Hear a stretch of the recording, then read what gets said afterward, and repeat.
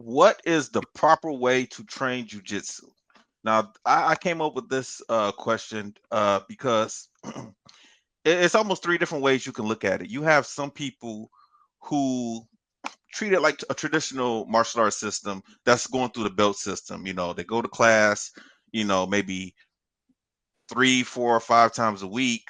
They get stripes sometimes. They go to tournaments, sometimes they don't. Then you have people who train who don't really care about the belts. They just want to go just to learn the martial arts. And that's what they enjoy, and then that's fine. And then you have some people who are the athletes, the ones that are, becoming more and more famous in this activity. The people who are training, but they're training like 3 times a day. They have a morning session, an afternoon session, and an evening session, and they're training 5 to 7 days a week. Maybe they might have a day off, maybe. And those are the people that are really, really giving their life to the activity. And when I look at that way of training, I'm thinking they have to be injured all the time, because this is not, even though it's called the gentle art, this is not gentle on your body. You will take a beating doing some of these trainings, whether it's hurting your ankle or your fingers, especially if you're doing gi, man. Your grips holding on tight to a gi, that can hurt your fingers over time, especially as you get older and start developing arthritis and things like that. And you can just really, really get banged up with someone, if especially if you're the type of person that's not pulling guard. You're doing the takedowns, you're getting slammed down, someone's jumping on top of you, you could possibly pop a rib or something. So I just wonder, what do you guys think is the proper way to train jujitsu? I mean, the professor should speak first, honestly. I feel like if we're going off of just like, I'm still a student, so I'm like, professor, you speak first. You come before my rank, so go ahead, sir. So the title of this show is the Jiu-Jitsu controversy, and each one of our topics that we'll have as it builds will have some level of controversy behind it, because people have different opinions about these topics and these matters, and it can be very controversial. Um, as far as jujitsu, you highlight some really great points. I believe that the gentle art, this comes into play because of the fact that, unlike most traditional martial arts, there's really no striking components involved, Mhm. right? So I guess that can make it gentle in comparison to some of the other arts. But as you articulated, it's not gentle on the body. I mean, it's very demanding. Mhm. You have to have your fingers that you're conditioning. You have to actually condition each part of your body separately and individually. I can be a really strong and powerful person, but I can have poor grip strength, and I have to condition my fingers. And you'll see some people's fingers look like the letter S because they've been broken so much, you know what I mean, Mhm. and put back together or dislocated. And you'll see tape all over them. They're like a mummy walking around there. And your toes, and you're getting thrown on your back and your knees Mhm. and just everything. So Yeah. when you oftentimes people become very obsessive and compulsive when it comes to learning something new. They're excited. It's something brand new for them. And jujitsu is one of those things where it can be very addictive. It's different than a lot of other martial arts. Like, people are excited about a lot of traditional martial arts. When I use these words, please know that I'm speaking in generality, so it's not everybody's grouped into this particular box. But for the Mhm. most part, people are excited to train martial arts when they're new and when they're learning. But there's something about jujitsu, just the maze of movements and it being an enigma of different things, like they get really addicted to it, and Yeah. it forces and prompts them to want to train and overtrain 3 days a week, 4 days a week, and 5 days a week. Obviously, consistency is really important, all right, but that consistency shouldn't lead to overdoing it, because what Mhm. ends up happening is sometimes we'll end up putting ourselves in a position physically, to where we just can't continue, or we can't do it as much as we like or for as long as we like to do it, right? So we can compromise our body early on. There's other times that we get burnt out. Like, for instance, when a student first joins my academy in any martial art program, there's only a couple of days a week they can train, but they want to Mhm. train all the time. And it's just like, Mhm. nope, these are the days you can train. And they're like, why? Especially if it's like karate and it's a kid. The parents are like, why can't they come on? Why can't they come on? It's like, these are the only days you can come. because we've seen it both ways. And I know that no matter how much you love it, if I let you roll up in here 5 days out of the week, then instead of me having you for a year or 2 or 3, I'm gonna have you for about 4 months, 5 months, Yep. 6 months tops, because I allowed you to burn yourself out. You know what I mean? I Mm-hmm. allowed you to be able to start prioritizing this over other things in your life, and it's not a really realistic way when you're looking to build a long-term student. So how do I train it properly? I make sure that I'm consistent. All right. That doesn't mean overdoing it and burning myself out. Right. If you have 3 days a week worth of classes, you know what I mean, then I definitely need to make sure that I'm training 3 days a week. I don't need to train and roll 5 days a week. Jiu-jitsu is also challenging because it's one of the few arts that actually has a live sparring component, right? So at the end of each class, now if you're training with a traditional a true Brazilian, let me tell you what's gonna happen. You already lean in. I'm gonna say something unpopular again for another week. And I love Brazil. I don't have nothing against the Brazilians, so don't start with me. You know what I mean? But if you train at a legit academy, this your instructor gonna come and goes, okay, guys, today we're going to do this, guys. We're going to do the armbar today. Okay, get your partner, guys. We're going to go for the armbar. Okay, and you're gonna do 3 moves. Okay, the class gonna be 90 minutes, but you're Mm-hmm. gonna do 3 moves, and you're gonna roll the whole time. Yep. You're rolling the whole time. And no other martial art is like that. Like you don't go to karate unless you have Mm-hmm. a designated fight night where you actually sprawl. It's a sprawling night, right? You don't. You're gonna when you go and it's an A day or a B day, you're gonna work forms that whole day. You're not gonna work forms, and at the end of it, people are like, okay, get your gear, guys. After you do 201, get your gear, and we're gonna fight for the rest of the Right. 45 minutes. You're Right. not gonna be on a technique day and doing up blocks and middle blocks and then all of a sudden put gear on and fight the whole class. This doesn't really happen, but it's Right. common in jiu-jitsu. And again, this is why we have to be smart training, because of the fact that you can get injured, you can burn yourself out, soon. So consistency is key. Not burning yourself out is really important, and making sure that you check your ego at the door and you don't you lean on the tap system. You lean on it. That's what makes it hard. Right? If you slide and you hit me with a sliding roundhouse in the face, I can't see it coming and then tap out and say, "Okay, you got me, bro." I'm gonna have to eat that kick. I'm gonna have to eat that foot in the face. I'm gonna have to eat that reverse punch to the body, to the breadbasket, and I'm gonna have to keep fighting. But in jiu-jitsu, if it's too much for me, I can just tap out and then we slap bump and we can restart. But we don't Mm-hmm. do that. We don't lean on the safe component that's built into jiu-jitsu, which is the tap system.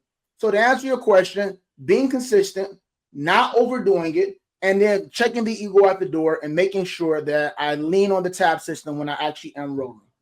What about you? See, What do you think, Angel? Because now that you're just not doing jujitsu just to do jujitsu or for a belt. You're actually doing it for MMA competition. So, So actually, I will. So it's gonna be a two-part answer, right? And mhm, they're gonna sound conflicting in its essence, but I'll explain how I approach it, right? When I go to the Jiu-Jitsu fundamentals class, and when I'm going to my Jiu-Jitsu class, my first focus is to learn Jiu-Jitsu because I want to learn the art. I mhm, don't look at it from a sports perspective. So the sports side of it and the competition side of it and the MMA side of it honestly come last in my book, because I'm truly there just to learn the art. That's really what I'm there for. And I've always wanted to learn it. Oh man, I'm gonna get killed. I gotta put this on, Brett. We gonna get I'm, back to your question, but first I gotta put that on. I'm gonna get the killed. real I'm G gonna get Money killed. said, "Wait, Angel does MMA now? I'm Where gonna have I get been?" killed. I'm gonna get killed. So that's actually the truth. Now, when I'm approaching it from a competitive standpoint, now I know I got a tournament coming up, or we have guys in the gym that have fights coming up. So I gotta kind of be on my P's and Q's a little bit more in my jujitsu, because I gotta give them better reads, right? On that part of it, I am looking at it from I am trying to push my threshold to the farthest I can without compromising my safety aspect. So Zeke talking about, that's why we have the tap system. In our gym, they kind of say it like we have a saying: tap early, tap often.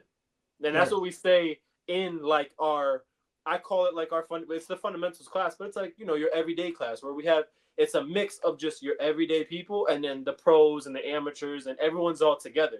So everyone works with each other. And essentially, as Zeke said, check your ego at the door.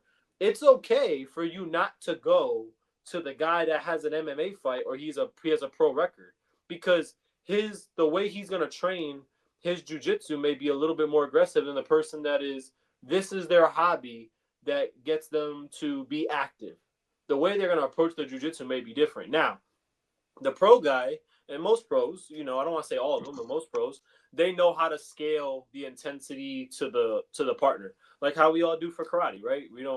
I'm not gonna kill a white belt and try to hit him with a 360 tornado kick. Like we're professionals in that sense. So when I'm in the class, I really scale it to that. And I'll be honest, man, like I do my early tap often, so I keep myself preserved. I don't get injured, but I also push that threshold where, let's say I know, I set personal goals. In my honest opinion, I set personal goals. So if I know, when someone puts in their guillotine, or if I'm about to get guillotined, it's usually off of my double leg because my head's too low or whatever it is.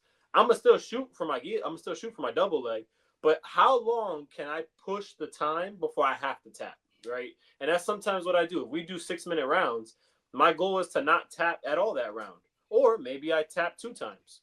And how do I not put myself in those compromising positions to get tapped? That's really where I'm trying to approach it from that sense. But like I said, I usually have like a split mindset. So there's times where I have to be a little bit more aggressive in nature, and I got to be more on P's and Q's for the other guys in the gym. And when we're in certain classes, I'm there flowing. I'll be honest, man, I'm a big proponent, and the way I've gotten a little bit better in my rolling and in my jiu-jitsu application has just been flow rolls. I'm really big on flow rolls. Like, it's almost kind of like our slow sparring. It's like the same thing. It's just I just want to apply the technique, and I want you to defend it. We don't have to go at 1,000. If we're doing this properly, we should be able to go at that 25 to 50% range and still give each other a good work. So that's how I approach it. Okay. Brett had a good question. It says, what is a body part that you need to strengthen for jiu-jitsu that someone who is just getting into it may not think about? Out of body parts, I'm going to say the lower body, the legs, because you need to stretch often. And that's something I know I definitely need to do more. All right. So you say legs? I say legs. Okay. I say core. I think people don't realize how much you need to bridge up and down, and the way for you to kind of get your bump sweeps and some of that stuff. Yeah, is technical in nature, but some of it is you need to bridge over. You need to be able to push from your core to create the space. And your core is a lot more engaged than people would think. Zeke, go ahead. All right, I would say I'm gonna read it from the technical standpoint of what it was specifically asked, and I'm gonna use the word fingers for grip strength. The reason why is because I do believe that you should stretch, and that will probably be for any martial art activity that you do, or any physical activity, even if it's running or something like that. So flexibility does play a big part, which means that you're not wrong, but that's more like developing flexibility and range of motion more than strengthening. For you, for as far as core goes, you are correct, Angel. And this is not saying that I'm correct and you guys are wrong, but I'm just looking at it from the technical way that it's read, and it's read. As far as there's a funny saying that I remember my instructor saying when I first started, and he was telling me about one of his instructors, and he says they'll be rolling, and somebody, even maybe him, will kind of yell out and say, "Hey, professor, this move didn't. I wasn't able to escape this position." He wouldn't even be looking at him. He'd be looking at somebody else, and he says, "Your hips." And he says, "Yeah, no, but I was trying to get out." He said, "Your hips." And he says, "But you're not even looking at me." He said, "Doesn't matter. Whatever it is that you why you can't get out, why you can't finish this move, it's your hips. I can guarantee you. Before I even look at you." And then when he looked at him, he would show him that it has something to do with his hips. So the core is correct, but oftentimes it's the lack of understanding certain principles and fundamentals to why we're not able to get those bump sweeps, because we're not utilizing our hips correctly. And that may not be a core thing. It may be a positioning of foot. It may be the way I'm extending myself when I'm trying to do that move. It can be certain type of ways that I'm posting or I'm not posting. So those things. But the grip strength it doesn't matter if I'm doing gi or no gi. Like you would never think that your fingers would tire at that kind of a rate when you're trying to grab somebody and push away from somebody and stop them from coming in, pull them into you, pour their hair down, trap something. That grip strength, your hands and your fingers, afterwards, if you look at a person's body, an inexperienced person and then an intermediate and then a very experienced person, and you look at what is one of the most taped parts of their body, it's always their hands and their fingers, right? You know what I mean? So to you guys, you're right, but in my opinion, as far as we're talking about to strengthen, I would have to say that it would be the fingers and the grip strength as far as strengthening goes. That's a good. Hey, listen, that's a good point. I'll tell you what, man. And I know he's not on here, but when he gets on here, he will be the one to tell this story because we were at U.S. Open one time. Chris Walker, I'm gonna be honest, bro. Like there was one time we were joking around and we did something at U.S. Open. He grabbed me. He's like, "Nah, man. If someone did this, I'll just grab him."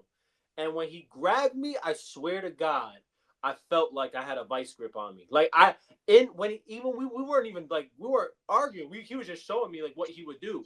And in the back of my brain, I said, "Oh, I wouldn't get out. Like I think I could elbow you, I could knee you, but you would still hold on to some degree. I would have to find a way to really break this like grip. Like it when he held me, I was like, oh, yeah, ain't nobody getting out of this. Like And if you ever and I've seen a few of Chris's matches, and the matches that I have seen because of his grip strength, it creates people to then focus on that, which allows him to set up the other. He's gonna start. Excellent point. Excellent point. Crazy because I've seen it, and when I see it, I go like, "Oh, I know how that feels. Like I know what he's feeling right now." So yeah, his grip strength was. I'll be honest, man. When he gets on, he'll tell you, his grip strength is nuts. Like somebody grabs you, you're the first thing you're thinking about instinctively, like you highlighted, it's trying to break the hold. You're like, dude, I got to get this dude off of me. Like I feel panicked. Like this guy is, I can't get away. And then as a result, you stop doing what? Focusing on your offense. Yeah. So that gives the person an opportunity to be successful with whatever it is they're trying to do. Yeah. So Real G Money says, agree, same as amateur wrestling, finger and hand strength. Yes, it's any grappling art for sure. All right. I never thought about that. Yeah, that was a good one. Yeah, that was good. All right, let's move on.